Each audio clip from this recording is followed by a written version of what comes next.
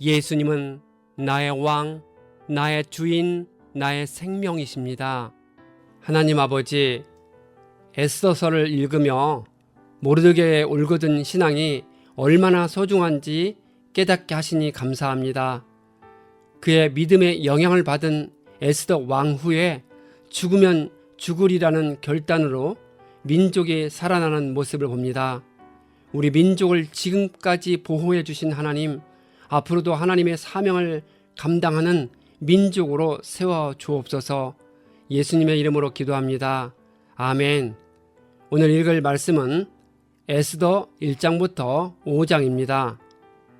이 말씀의 핵심은 첫째, 에스더가 페르시아의 왕후가 되었습니다.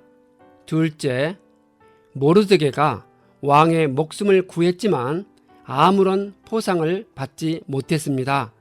셋째, 에스더 왕후가 죽으면 죽으리라는 결단을 내리고 민족을 구하는 행동을 했습니다. 에스라가 페르시아에서 예루살렘으로 오기 전에 에스더 사건을 경험했거나 들었을 것으로 봅니다. 따라서 에스라가 예루살렘에 온 사실을 기록한 에스라서 7장을 읽기 전에 에스더서를 읽겠습니다. 에스더서는 반전의 반전을 거듭하는 단편 소설 같은 책으로 아주 긴장감이 넘치면서 치밀한 기획과 우연히 일어나는 사건이 문제 해결에 결정적인 단서가 되는 훌륭한 작품입니다. 에스더 개관, 본문 중에 하나님이 한 번도 언급되지 않았다는 점을 들어 이 책의 정경화에 반론이 제기되어 왔습니다. 그러나 이 책 전체를 통하여 배타적 민족주의 사상이 강하게 나타나 있는데 그 배후에는 유대인의 율법관과 신앙관이 기초가 되어 있습니다. 또한 하나님은 자신의 백성이 고난에 처해 있을 때 보호하시고 구원하신다는 신앙이 깊은 신뢰 속에 표출되어 있습니다. 에스더서의 바탕에는 하나님의 보이지 않는 손이 움직이고 있습니다.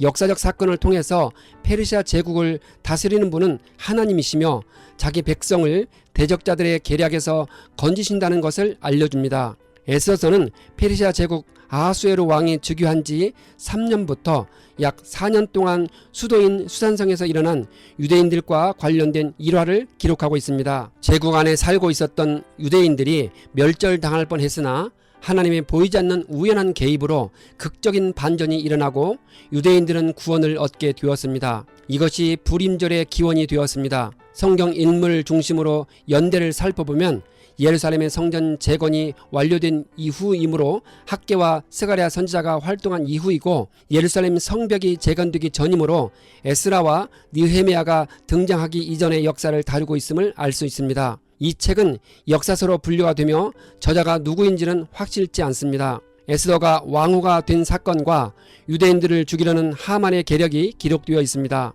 이어서 목숨을 건 에스더의 도전과 하만의 몰락을 다루고 있습니다. 금식하며 기도하는 자들에게 응답하셔서 절묘한 반전을 이루시는 하나님과 자기 백성을 핍박하는 자들에게 오히려 보복하시는 하나님의 모습을 볼 수 있습니다. 자기 민족을 구원하기 위한 에스더 왕후의 목숨 건 행동은 십자가에서 자기 백성을 구원하신 그리스도의 사랑을 떠올리기에 충분합니다. 1장 아하수에르는 인도에서부터 에티오피아에 이르기까지 총 127개 지방을 다스린 왕입니다. 그는 다리오 1세의 아들이자 후계자로서 주전 485년부터 465년까지 약 20년간 페르시아 제국을 통치하였습니다. 그의 헬라식 이름은 크레르크세스입니다. 아하수에르 왕이 나라를 다스린 지 3년째 되던 해에 모든 총독들과 신하들을 불러서 잔치를 베풀었습니다. 그 잔치는 무려 6개월 동안 지속되었습니다. 이 기간이 끝난 뒤에 왕은 수산성에 있는 모든 백성을 위해 7일 동안 잔치를 베풀었습니다. 통치 초기에 아하수에르 왕은 이집트와 바벨론의 반란을 진압하는 데 시간을 보냈습니다. 그가 6개월 동안 잔치를 벌이면서 자기 왕국의 부와 힘을 과시한 것은 자신의 승전을 축하하기 위한 것으로 보입니다. 왕신의 규모가 매우 컸고 잔치는 대단히 화려했습니다. 와스디 왕후도 부인들을 초대하여 아하수에로 왕의 그 궁궐 안에서 잔치를 베풀었습니다. 여인들이 따로 잔치를 한 이유는 분명하게 알 수는 없지만 술을 많이 마시는 남자들과 취향이 다르기 때문일 것으로 봅니다. 7일째에 왕이 술을 마시고 기분이 좋아지자 궁전 내시들에게 와스디가 왕후의 관을 쓰고 왕 앞으로 나오게 하라고 명령하였습니다. 왕은 왕후의 아름다움을 백성과 대신들 앞에서 자랑하고 싶었던 것입니다. 그러나 와스디 왕후는 내시들에게 왕의 명령을 전하여 듣고도 왕 앞에 나오기를 거절하였습니다. 왕후가 왕의 초청을 거절한 이유는 당시 연회의 분위기가 술로 만취된 흥청망청한 상태였기 때문에 와스디는 술 취한 손님들 앞에서 왕으로서의 고상함과 위엄이 손상될 것을 우려했을 것입니다. 이 소식을 들은 왕은 마음속에서 분노가 불같이 치밀어 올랐습니다. 왕은 법의 밝은 측근 전문가들과 이 일을 의논하였습니다. 왕과 직접 대면하여 의견을 나누는 페르시아와 메대의 7 대신들은 와스디 왕후가 왕에게만 잘못을 한 것이 아니라 모든 신하와 백성들에게 잘못했다고 했습니다. 왕후의 행동은 백성 중 여인들이 남편을 업신여기게 될 것이므로 왕후를 폐하자는 강경한 주장을 했습니다. 그 이유는 그녀가 왕후라 할지라도 왕의 명령을 어겼으니 일벌백계로 다스려 왕의 권위를 세우고 뭇 가정에서 남편의 권위까지도 세우자는 것이었습니다. 또 이면에는 평소에 대신들과 왕후 간의 정치적인 알력이나 세력 다툼 같은 이유가 있었을 것입니다. 대신들은 이번 항명 사건을 계기로 왕후와 그를 따르는 추종 세력을 제거하려는 의도가 있었을 것으로 봅니다. 왕과 대신들은 그들의 말이 옳다고 여기고 왕은 즉시 대신들이 말한 대로 시행했습니다. 왕은 그가 다스리는 모든 지방에 조서를 내렸습니다. 남편이 자기 집을 주관하여야 하며 남편이 쓰는 말이 그 가정에서 일상 언어가 되어야 한다고 선포하였습니다. 2장 그 일이 있은 지 얼마 뒤에 아하수의 왕은 분노가 가라앉자 와스디 왕후 일로 자기가 조서까지 내린 일이 마음에 걸렸습니다. 단순히 연회 초청에 나오지 않았다는 이유로 그녀를 왕후의 자리에서 내쫓은 자신의 조치가 성급했다고 후회하고 있었기 때문일 것입니다. 특히 당시 아하수엘의 왕은 살라미스 해전에서 크게 패한 우울한 처지여서 아름다운 왕후의 위로가 더욱 그리웠을 것입니다. 왕을 받드는 젊은이들이 이것을 알고 왕에게 그를 모실 아리답고 젊은 처녀들을 찾아보고 와스디 대신에 왕으로 삼을 것을 제안했습니다. 왕이 그 제안을 받아들였습니다. 그때 수단성에 모르드게라고 하는 유다 남자가 있었습니다. 그는 베냐민 지파 사람으로서 아버지는 야일이고 할아버지는 시므이고 증조부는 기스였습니다. 그는 바벨론의 2차 침공 때 유다왕 여고냐와 함께 포로가 되어온 사람입니다. 모르드게에게는 에스더라는 사촌 누이 동생이 있었습니다. 그녀는 일찍 부모를 여의었으므로 모르드게가 데려다가 딸처럼 길렀습니다. 에스더도 뽑혀서 왕궁으로 들어가 궁녀를 맡아보는 헤게에게로 갔습니다. 헤게는 에스더를 좋게 보고 남다른 대우를 하며 곧바로 에스더에게 화장품과 특별한 음식을 주었습니다. 또 궁궐에서 시녀 7명을 골라 에스더의 시중을 들게 하였습니다. 에스더는 모르드게의 지시대로 자기의 민족과 혈통을 밝히지 않았습니다. 왜 모르드게는 에스더에게 민족에 대해 말하지 말라고 당부하였을까요? 에스더가 자기 민족에 대해 말한다면 왕후 간택에 있어서 그녀에게 불리하게 작용할 것이고 심지어 신변의 위험까지도 일어날 가능성이 있었기 때문입니다. 왜냐하면 당시 페르시아 궁중에는 반유다인 세력이 득세하고 있었기 때문입니다. 그들은 유일신을 섬기고 있는 유다 민족에 대하여 반감을 가지고 있는 무리들이었습니다. 모르드게는 에스더가 잘 지내는지 또 에스더가 어떻게 될지를 알려고 날마다 후궁 근처를 왔다 갔다 하였습니다. 처녀들은 아하수엘의 왕 앞에 차례대로 나아갈 때까지 정해진 미용법을 따라 12개월 동안 몸을 가꾸었습니다. 에스더는 모르드게의 지시에 따라 왕으로 간택되기를 원했을 것입니다. 모르드게는 당시 반유다 세력이 득세하는 것을 보고 혹시 닥쳐올지 모를 유다 민족의 위기에 대비하기 위해 에스더로 하여금 적극적으로 왕후 간택에 응하도록 조언했을 것입니다. 드디어 에스더가 왕에게 나아갈 차례가 되었습니다. 에스더는 궁녀를 돌보는 왕의 넷이 헤게가 하라는 대로만 단장을 하였을 뿐이고 다른 꾸미개는 요구하지 않았습니다. 이 점이 넷시에게 좋은 인상을 심어주었을 것으로 봅니다. 에스더가 왕의 침전으로 불려간 것은 아하수에로가 다스린 지 7년째 되는 해 10째 달이었습니다. 에스더는 모든 처녀들을 제치고 왕의 귀여움과 사랑을 독차지하였습니다. 드디어 왕은 에스더의 머리에 관을 씌우고 와스디를 대신하여 왕으로 삼았습니다. 왕은 넷시가 에스더를 좋게 보았고 궁중의 다른 사람들도 그녀에게 호의적이었으므로 그녀를 왕으로 삼는데 아무런 이의를 제기하지 않았습니다. 처녀들이 두 번째로 소집된 일이 있었는데 그때 모르드게는 대궐에서 이 일을 맡아보고 있었습니다. 에스더는 자기의 혈통과 민족에 관해서는 모르드게가 시킨 대로 입을 다물었습니다. 모르드게가 대궐문에서 근무하고 있을 때에 문을 지키는 왕의 두 내시가 원한을 품고 아하수에로 왕을 죽이려는 음모를 꾸몄다는 것을 알았습니다. 모르드게는 이 사실을 에스더에게 알리고 또 에스더는 그것을 모르드게가 알려줬다고 하면서 왕에게 말하였습니다. 사실을 조사해보고 음모가 밝혀지니 두 사람을 나무에 매달아 죽였습니다. 이 사실은 왕이 보는 앞에서 궁중실록에 기록되었습니다. 3장 이런 일들이 있은 지 얼마 뒤에 아하수에로 왕은 아각 사람 함무다다의 아들 하만에게 큰 벼슬을 주고 높은 자리에 앉혔습니다. 대궐문에서 근무하는 신하들은 왕의 명령에 따라 하만이 왕래할 때마다 모두 꿇어 엎드려 절을 하였습니다.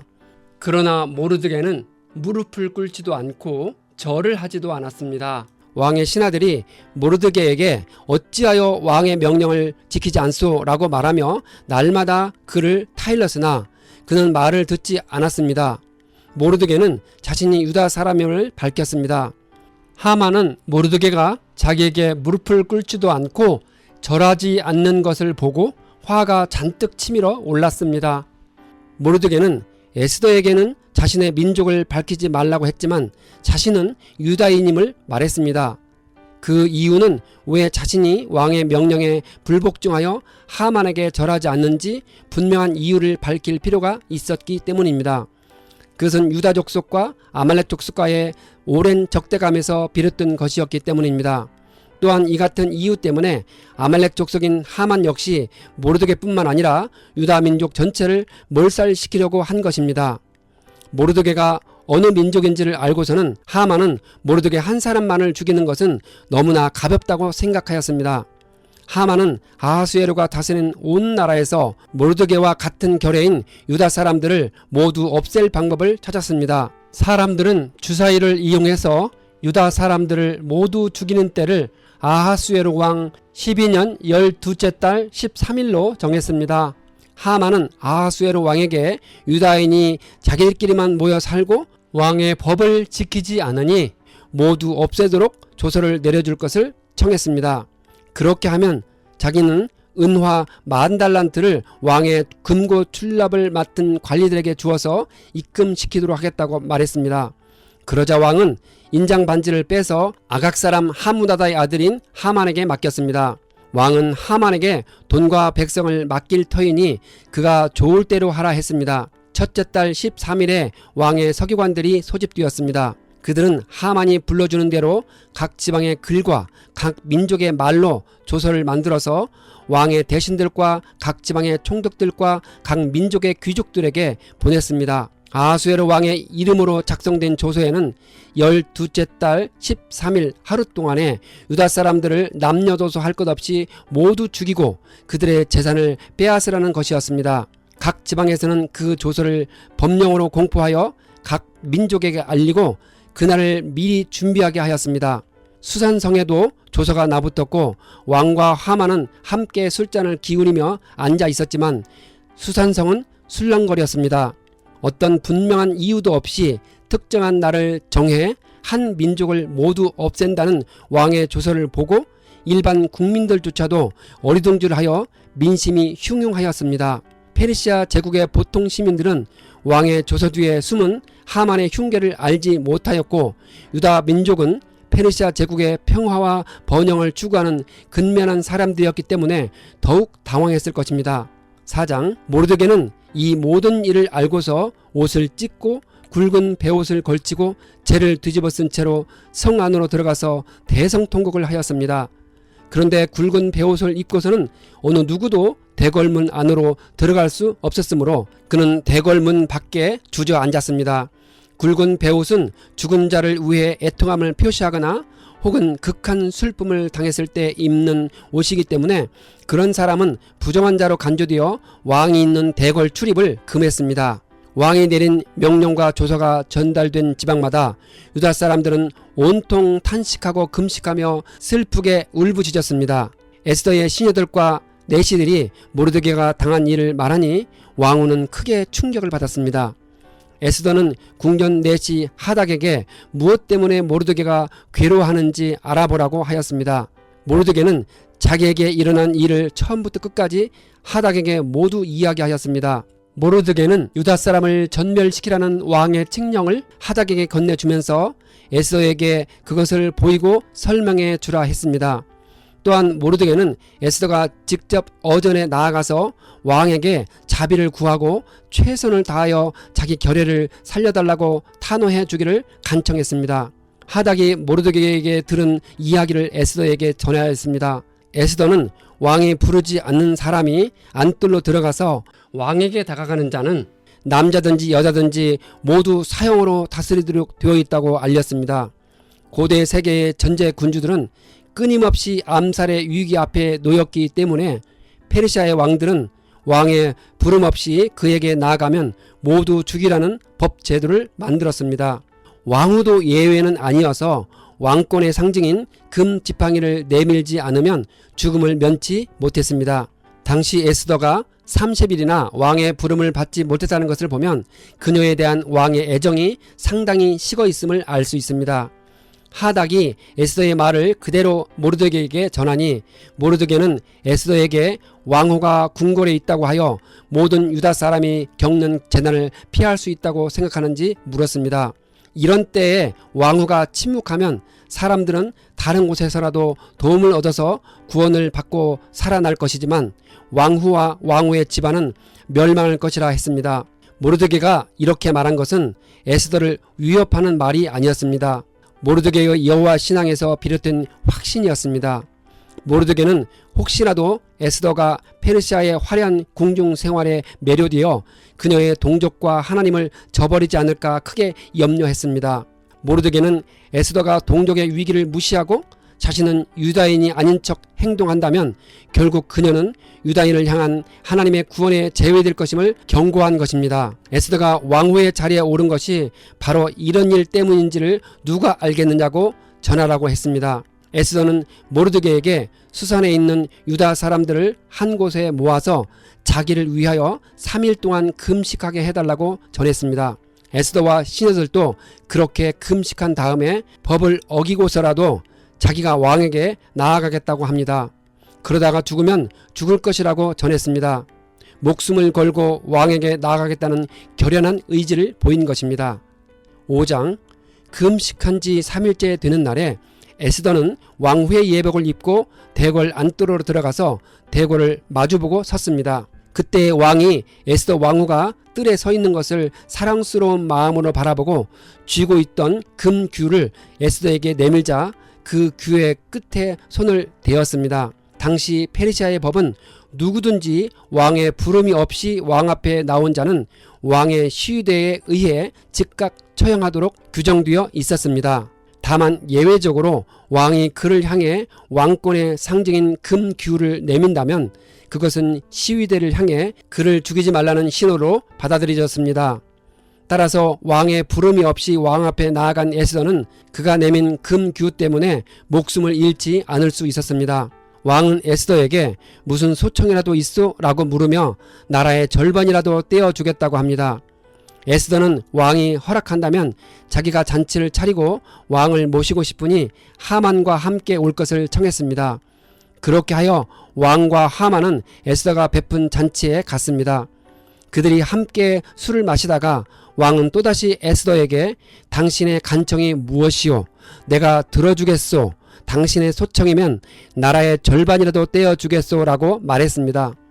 에스더는 왕과 하만을 다음 날에도 초대할 것이니 그때 오면 자기의 소원을 말하겠다고 합니다. 에스더는 금식 기도를 통해 하나님의 지혜를 구했기 때문에 자신에 대한 왕의 애정과 호의가 최고조에 달했을 때 중요한 요청을 할 때를 찾았던 것입니다. 그날 하만은 마음이 흐뭇하여 아주 즐거운 기분으로 대궐을 나섰습니다. 대궐 문을 지나는데 거기에서 문을 지키고 있던 모르드게는 일어나지도 않고 인사도 하지 않았습니다. 그것을 보고서 하만은 그만 화가 잔뜩 치밀어 올랐지만 꾹 참고 집으로 돌아갔습니다. 하만은 친구들과 자기 아내 세레스를 불러놓고 자기는 재산도 많고 아들도 많으며 왕이 여러모로 자기를 영화롭게 하여 주고 자기를 다른 대신들이나 신하들보다 더 높은 벼슬자리에 앉혔다고 하면서 그들 앞에서 자랑하였습니다. 하만은 왕과 자기가 왕후의 잔치에 초대받았다고 자랑했습니다. 하지만 대궐 문에서 근무하는 모르드게 때문에 만족스럽지 않았다고 했습니다. 그의 아내와 친구들이 하나같이 하만에게 높이 50자짜리 장대를 세우고 다음날 아침에 모르드게를 거기에 달도록 왕에게 간청하라 했습니다. 하만은 모르드게를 처형하기 위해 23m에 이르는 높은 교수대를 세웠습니다. 그것은 모르드게 및 유다인들에 대한 하만의 적개심이 그만큼 강렬했음을 보여줌과 동시에 페르시아의 모든 사람들에게 자신의 권세를 과시하면서 충성심을 다짐받기 위함이었습니다.